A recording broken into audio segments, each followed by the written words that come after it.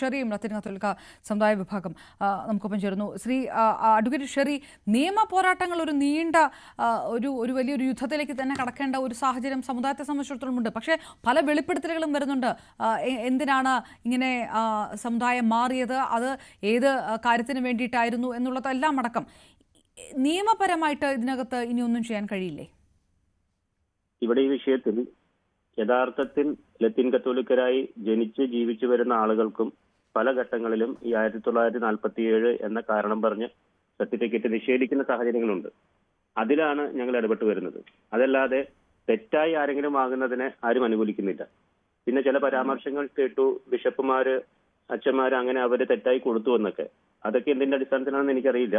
ഞങ്ങളെ സംബന്ധിച്ചിടത്തോളം ഇപ്പൊ ജസ്റ്റിസ് JB കോശി കമ്മീഷൻ ശുപാർശകളിലെ ഒരു കാര്യം, ഈ 1947 എന്ന് പറയുന്നത് കേരളത്തിലെ ലാറ്റിൻ കാത്തലിക്കുമായി ഒരു ബന്ധമില്ലാത്ത കാര്യമാണ്. ഇന്ത്യക്ക് സ്വാതന്ത്ര്യം കിട്ടി എന്നതിനപ്പുറത്ത് സാമുദായികമായി 1947 ലാറ്റിൻ കാത്തലിക്കുമായി ബന്ധമുള്ളതല്ല. അതുകൊണ്ട് തന്നെ പരമ്പരാഗതമായി അങ്ങനെ താമസിച്ചു വരുന്ന ആളുകൾക്ക് പല സ്ഥലത്തും, ഇപ്പൊ കോഴിക്കോട്, വയനാട്, കണ്ണൂര്, മറ്റു സ്ഥലങ്ങളിലും എല്ലാം 1947 ഒരു വിഷയമാണ്. നെയ്യാറ്റിൻകരയെ സംബന്ധിച്ച് അവിടുത്തെ പ്രത്യേക പശ്ചാത്തലത്തിൽ അവിടുത്തെ രൂപത തന്നെ അതിനെ സംബന്ധിച്ച് കൃത്യമായ ഒരു പ്രതികരണം പറയുമെന്നാണ് ഞാൻ മനസ്സിലാക്കുന്നത്. അതിനപ്പുറത്ത് മറ്റു കാര്യങ്ങളെ പറ്റി ഈ ഘട്ടത്തിൽ എനിക്ക് പറയാൻ പറ്റില്ല. രൂപത തന്നെ പറയുക എന്ന് പറയുമ്പോൾ ഇത് നേരത്തെ തന്നെ ഈ വിഷയത്തിനകത്ത് തുടർ ആരോപണങ്ങൾ നിൽക്കുകയാണ്.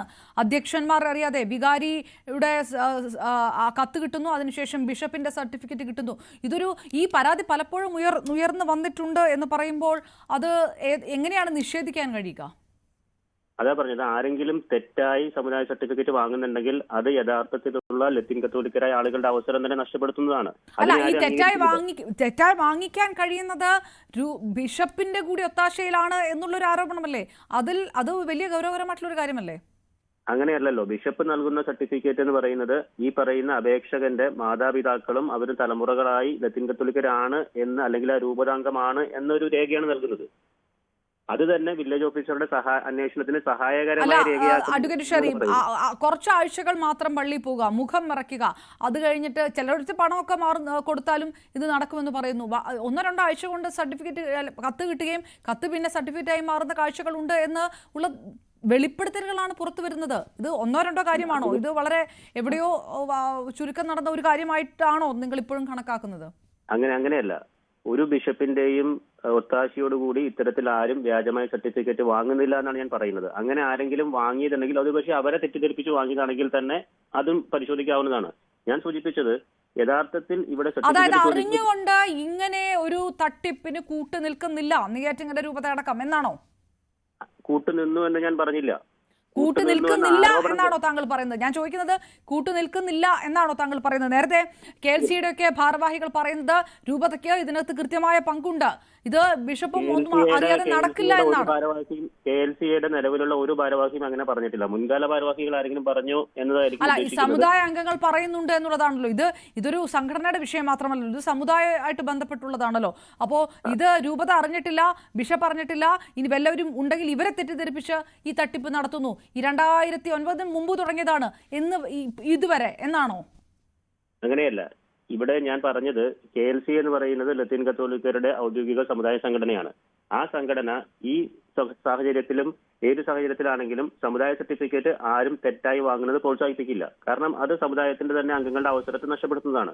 ഇവിടെ പറഞ്ഞ വിഷയങ്ങളിൽ ഏതെങ്കിലും വൈദികനോ അല്ലെങ്കിൽ ബിഷപ്പിനെയോ എതിരെ അത്തരത്തിലൊരു ആരോപണം വരുമ്പോൾ അതിനെ എങ്ങനെ കണ്ണടച്ച് വിശ്വസിക്കാൻ പറ്റുമെന്നാണ് ഞാൻ ചോദിക്കുന്നത്. മാത്രമല്ല, നേരത്തെ പറയുന്നത് കേട്ടു ലാറ്റിൻ കാത്തലിക്കിന് നോൺ ക്രിമിലെയർ ഒന്നും ആവശ്യമില്ലാന്ന്. അതൊക്കെ തെറ്റായ അറിവുകളാണ്.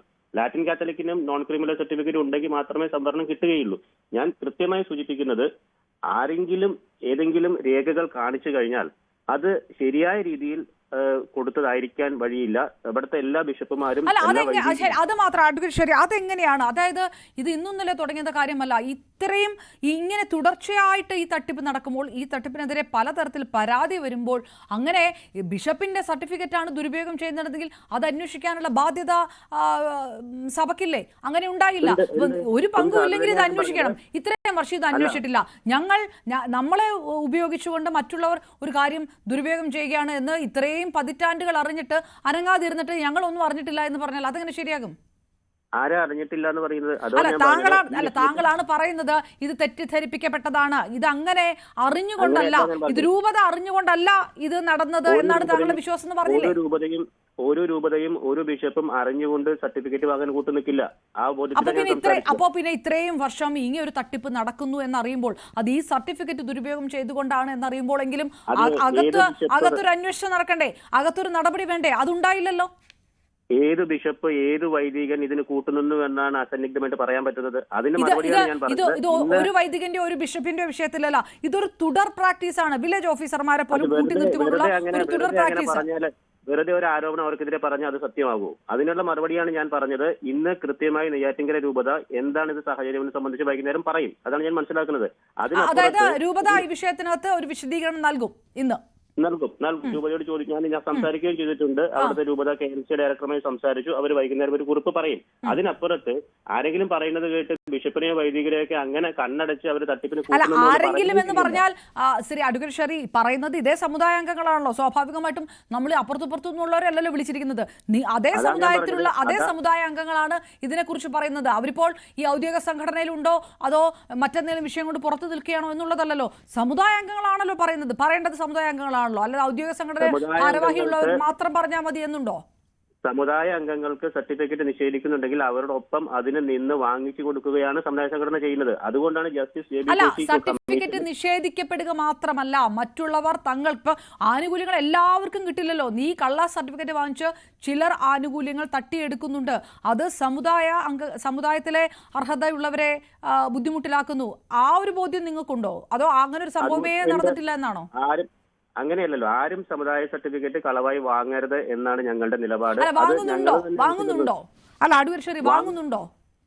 വാങ്ങുന്നുണ്ടോന്ന് ഇപ്പൊ നിങ്ങൾ പറയുന്ന ഈ ക്ലിപ്പിംഗ്സിനും കാര്യങ്ങളിലൂടെയാണ് പുതിയതായിട്ട് ഇതുവരെ അത് നിങ്ങൾ ശ്രദ്ധിച്ചിട്ടില്ല. ഇതുവരെ നിങ്ങൾക്ക് അങ്ങനെ ഒരു പരാതി തോന്നിയിട്ടില്ല ഇങ്ങനെ ഏതെങ്കിലും തരത്തിൽ? KLCAക്ക് ഇതുവരെ ആരെങ്കിലും കളവായി സമുദായ സർട്ടിഫിക്കറ്റ് വാങ്ങിയതിനെ പറ്റി പരാതി ലഭിച്ചിട്ടില്ല. സർട്ടിഫിക്കറ്റ് യഥാർത്ഥത്തിൽ പരമ്പരാഗതമായി താമസിച്ച് വരുന്നവർക്കും കിട്ടാത്ത വിഷയങ്ങളാണ്. അതായത് ഇങ്ങനെ ഒരു ജാതി മാറ്റ തട്ടിപ്പ് നടന്നിട്ടേ ഇല്ല, അല്ലെങ്കിൽ നിങ്ങളുടെ ശ്രദ്ധയിൽ അത് പെട്ടിട്ടേ ഇല്ല ഇത്രയും നടന്നിട്ടേ ഇല്ല എന്നല്ല. KLCAക്ക് ഞാൻ കഴിഞ്ഞ ഒരു 7 വർഷമായി അതിന്റെ ഭാരവാഹിത്വത്തിലുണ്ട്. KLCAക്ക് ഇങ്ങനെ സർട്ടിഫിക്കറ്റ് തട്ടിപ്പ് നടക്കുന്നു എന്ന് ഇതുവരെ രേഖാമൂലം ആരും പരാതി തന്നിട്ടില്ല. നിങ്ങൾ അറിഞ്ഞിട്ടേ ഇല്ല, ഈ വിഷയം അറിഞ്ഞിട്ടേ ഇല്ല. അപ്പോ അങ്ങനെ ഒരു പരാതിയും മുന്നിൽ എത്തിയിട്ടില്ല. ഇത്തരം ചർച്ച നടക്കുന്ന കാര്യങ്ങൾ അറിയാം. ആ ചർച്ച നടക്കുന്നത് തെറ്റായി സർട്ടിഫിക്കറ്റ് വാങ്ങുന്ന കാര്യത്തിന് ഞങ്ങൾ എതിർക്കുന്നത് തന്നെയാണ്. അതിലൊന്നും ഒരു തർക്കമില്ല.